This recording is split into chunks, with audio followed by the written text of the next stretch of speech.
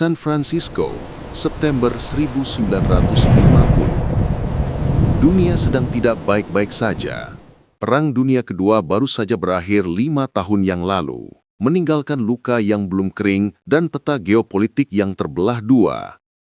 Di timur, Uni Soviet berdiri sebagai raksasa dengan tirai besinya. Di barat, Amerika Serikat sedang mencengkeram paranoia yang kian memuncak. Perang Korea baru saja meletus beberapa bulan sebelumnya, menandai konflik panas pertama dalam era Perang Dingin.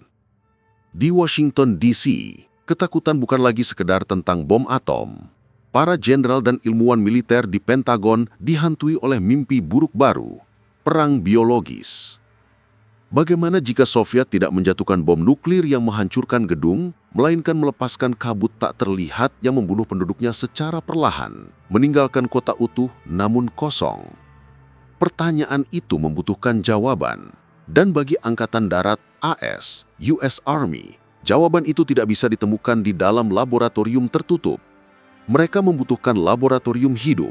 Mereka membutuhkan kota nyata dengan angin nyata, gedung pencakar langit nyata, dan populasi manusia yang bernapas.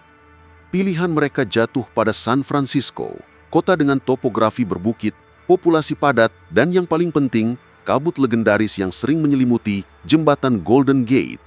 Kabut itu adalah penyamaran sempurna. Tanpa sepengetahuan 800.000 warganya, San Francisco akan segera menjadi cawan petri terbesar dalam sejarah manusia. Tanggal 20 September 1950. Sebuah kapal penyapu ranjau milik Angkatan Laut AS, US Navy, bergerak perlahan di lepas pantai, hanya beberapa mil dari garis pantai San Francisco yang ikonik. Bagi mata awam atau nelayan yang berpapasan, kapal itu tampak sedang melakukan patroli rutin atau latihan navigasi biasa. Namun, di geladak kapal, para kru sedang mempersiapkan sesuatu yang jauh dari kata rutin. Misi ini diberi kode rahasia, Operation Sea Spray. Alat-alat penyemprot raksasa disiapkan. Tujuannya adalah melepaskan 2 jenis bakteri ke udara. Agen biologis utama yang dipilih untuk misi ini adalah Serratia marcescens. Mengapa Serratia marcescens? Pada tahun 1950, ilmuwan militer menganggap bakteri ini sebagai simulan yang sempurna. Bakteri ini hidup di tanah dan air, dan yang paling penting, ia menghasilkan pigmen berwarna merah terang yang sangat khas saat dibiarkan di laboratorium. Warna merah ini adalah kunci. Jika militer ingin melacak seberapa jauh senjata biologis bisa menyebar, mereka membutuhkan penanda yang mudah dikenali. Serratia dianggap tidak berbahaya, patogen oportunistik yang jarang menyerang orang sehat, sehingga dianggap aman untuk disemprotkan ke publik. Selama 6 hari berturut-turut, mulai dari tanggal 20 hingga 27 September, kapal penyapu ranjau tersebut berlayar mondar-mandir dalam lintasan yang telah diperhitungkan secara matematis di lepas pantai. Mesin dinyalakan. Moncong penyemprot mulai memuntahkan awan aerosol raksasa. Jutaan, miliaran, hingga triliunan partikel bakteri Serratia marcescens dan Bacillus glogigi dilepaskan ke udara. Angin laut yang kencang, yang biasanya membawa kesegaran bagi warga kota, kini menjadi kurir bagi muatan mikroskopis ini. Skenario militer berjalan sempurna, bahkan terlalu sempurna. Angin membawa kabut bakteri itu melewati jembatan Golden Gate, menyapu distrik Richmond, memanjat bukit-bukit terjal, menyusup ke celah-celah jendela apartemen di Nob Hill, masuk ke dalam sistem ventilasi gedung-gedung di Financial District, hingga terisap oleh paru-paru anak-anak yang sedang bermain di taman kota. Di darat, tim militer yang menyamar telah menempatkan stasiun pemantauan di 43 lokasi berbeda yang tersebar di seluruh Bay Area. Tugas mereka adalah mengambil sampel udara untuk melihat seberapa efektif penyebaran agen tersebut. Hasilnya mengejutkan para ilmuwan di Camp Detrick, atau sekarang Fort Detrick, markas besar program senjata biologis AS. Hampir semua dari 43 stasiun pemantauan melaporkan hasil positif. Bakteri itu tidak hanya menyentuh pantai, ia menembus jauh ke pedalaman. Bahkan konsentrasinya jauh lebih tinggi dari yang diperkirakan. Di beberapa titik, konsentrasinya cukup tebal sehingga jika itu adalah senjata antraks atau wabah pes yang sebenarnya, hampir seluruh populasi San Francisco akan terinfeksi dosis mematikan dalam hitungan jam.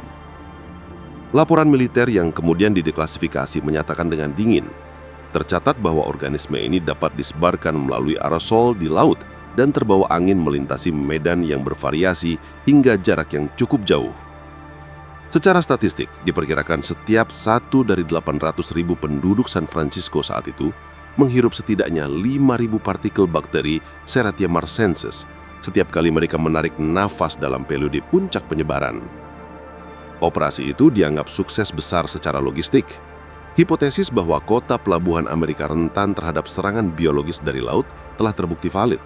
Namun, variabel yang tidak diperhitungkan oleh militer adalah interaksi bakteri tersebut dengan tubuh manusia yang rentan. Mereka berasumsi bakteri itu aman. Mereka salah. Seminggu setelah operasi penyemprotan dimulai, suasana di Rumah Sakit Universitas Stanford, sekarang Stanford Healthcare, di San Francisco berubah menjadi membingungkan. Dr. Richard Witt dan rekan-rekannya mulai menerima pasien dengan gejala yang aneh. Bukan gejalanya yang unik, itu adalah infeksi saluran kemih dan pneumonia. Tetapi penyebabnya, pada tanggal 29 September 1950, seorang pasien bernama Edward J. Nevin, 75 tahun, masuk ke rumah sakit. Nevin adalah seorang pensiunan tukang pipa yang dihormati dan tinggal bersama istrinya di San Francisco. Dia baru saja menjalani operasi prostat rutin yang berjalan lancar. Seharusnya, dia dalam masa pemulihan. Namun, tiba-tiba kondisi Nevin memburuk drastis. Dia mengalami demam tinggi, menggigil hebat, dan urinnya berubah warna menjadi kemerahan. Bukan merah darah biasa, tetapi merah yang tidak wajar. Ketika Dr. Witt mengambil sampel kultur dari Nevin dan pasien lainnya, dia terkejut melihat cawan Petri di laboratorium. Bakteri yang tumbuh di sana membentuk koloni berwarna merah cerah. Serratia marcescens, bisik para dokter dengan bingung. Ini adalah anomali medis. Sebelum tahun 1950, infeksi Serratia pada manusia sangatlah langka. Hampir tidak pernah terdengar menyebabkan wabah di rumah sakit, nosokomial. Dokter biasanya menganggap bakteri ini sebagai kontaminan laboratorium, bukan penyebab penyakit mematikan. Namun faktanya ada di depan mata. Dalam hitungan hari, 11 pasien di rumah sakit tersebut terinfeksi bakteri langka ini. Semuanya menderita infeksi saluran kemih yang parah, dan beberapa berkembang menjadi pneumonia, radang paru-paru. Bakteri itu menyerang kateter, menyerang jaringan yang lemah, dan masuk ke aliran darah. Para dokter berjuang keras menyelamatkan nyawa pasien. Antibiotik dikerahkan. 10 pasien berhasil selamat setelah perjuangan berat. Namun Edward J. Nevin tidak seberuntung itu. Infeksi Serratia menyerang katup jantungnya. Tubuhnya yang tua dan baru pulih dari operasi tidak mampu melawan invasi bakteri merah tersebut. Pada tanggal 1 November 1950, Edward J. Nevin meninggal dunia. Penyebab kematian resminya endokarditis bakteri subakut. Dr. Witt bingung. Ia bahkan menulis sebuah makalah medis tentang wabah aneh ini, menyebutnya sebagai kejadian yang belum pernah terjadi sebelumnya. Ia dan rekan-rekannya tidak pernah tahu bahwa jawaban atas misteri medis itu tersimpan rapat dalam brankas rahasia militer hanya beberapa mil dari tempat pasien mereka meninggal. Tahun-tahun berlalu, San Francisco tumbuh semakin modern. Gerakan Flower Power dan Summer of Love di tahun 60-an menggantikan paranoia awal 50-an meskipun Perang Dingin masih berlangsung. Keluarga Edward Nevin menguburkan kakek mereka dan melanjutkan hidup percaya bahwa kematiannya adalah takdir medis yang malang, sebuah komplikasi pasca operasi yang tidak dapat dihindari. Sementara itu, program senjata biologis AS terus berjalan di bawah tanah. Operation Sea Spray hanyalah permulaan. Antara tahun 1949 hingga 1969, militer AS melakukan setidaknya 239 tes kuman di udara terbuka, open air tests, di berbagai lokasi, termasuk menyebarkan bakteri di terowongan kereta bawah tanah New York City dan di jalan tol Pennsylvania. Semuanya dilakukan atas nama pertahanan nasional. Logikanya sederhana namun mengerikan. Kita harus menyerang rakyat kita sendiri dengan simulasi agar kita tahu cara melindungi mereka jika musuh menyerang dengan senjata asli. Namun, dinding kerahasiaan mulai retak pasca Perang Vietnam dan skandal Watergate. Publik Amerika mulai menuntut transparansi dari pemerintah mereka. Tahun 1976, seorang jurnalis di koran Newsday mendapatkan informasi tentang arsip-arsip militer yang mengejutkan. Berita itu meledak. Untuk pertama kalinya, publik mengetahui bahwa pemerintah mereka telah menggunakan warga sipil sebagai kelinci percobaan tanpa persetujuan. Kepanikan dan kemarahan publik memaksa Senat AS untuk bertindak. Pada tahun 1977, Subkomite Senat untuk Kesehatan dan Penelitian Ilmiah mengadakan dengar pendapat. Pejabat Angkatan Darat dipanggil untuk bersaksi. Disinilah kebenaran tentang San Francisco terungkap secara resmi. Angkatan Darat mengakui telah menyemprotkan Serratia marcescens di lepas pantai San Francisco pada tahun 1950. Mereka mengakui bahwa bakteri itu menyebar ke seluruh kota. Berita ini sampai ke telinga Edward J. Nevin III, cucu dari Edward Nevin yang meninggal pada tahun 1950. Nevin III saat itu adalah seorang pengacara muda. Ketika dia membaca laporan koran tentang wabah Serratia yang bertepatan dengan waktu dan lokasi kematian kakeknya, potongan teka-teki itu akhirnya menyatu. Rasa kaget berubah menjadi kemarahan. Kematian kakeknya bukan karena nasib sial. Itu adalah pembunuhan tidak sengaja atau setidaknya kelalaian kriminal oleh pemerintah sendiri. Mereka menggunakan kakek saya sebagai kelinci percobaan, ujar keluarga Nevin. Fakta bahwa kakek mereka sedang dalam kondisi rentan pasca operasi membuat bakteri yang bagi orang sehat aman menjadi peluru yang mematikan baginya. Pada tahun 1981, keluarga Nevin mengajukan gugatan hukum terhadap pemerintah federal Amerika Serikat. Kasus Nevin versus United States menjadi sorotan nasional. Ruang sidang di San Francisco menjadi medan pertempuran antara etika medis dan imunitas militer. Pengacara keluarga Nevin berargumen bahwa militer telah bertindak lalai. Mereka menuduh militer gagal melakukan riset yang memadai tentang bahaya Serratia marcescens sebelum melepaskannya ke populasi padat. Mereka menghadirkan bukti bahwa bahkan sebelum tahun 1950, sudah ada literatur medis yang menunjukkan bahwa Serratia bisa berbahaya bagi orang dengan sistem kekebalan tubuh lemah. Melepaskan bakteri oportunistik ke kota yang memiliki banyak rumah sakit adalah tindakan sembrono. Mereka juga menyoroti pelanggaran terhadap Kode Nuremberg. Kode etik yang dibuat setelah Perang Dunia Kedua ini secara tegas melarang eksperimen pada manusia tanpa persetujuan sukarela dari subjek. Warga San Francisco tidak pernah dimintai izin. Pembelaan pemerintah AS diwakili oleh pengacara Departemen Kehakiman tidak menyangkal bahwa tes itu terjadi. Namun mereka berargumen bahwa tindakan tersebut dilakukan dalam lingkup wewenang hukum untuk pertahanan negara di masa darurat, yaitu Perang Dingin. Mereka juga menyerang kausalitas atau hukum sebab akibat.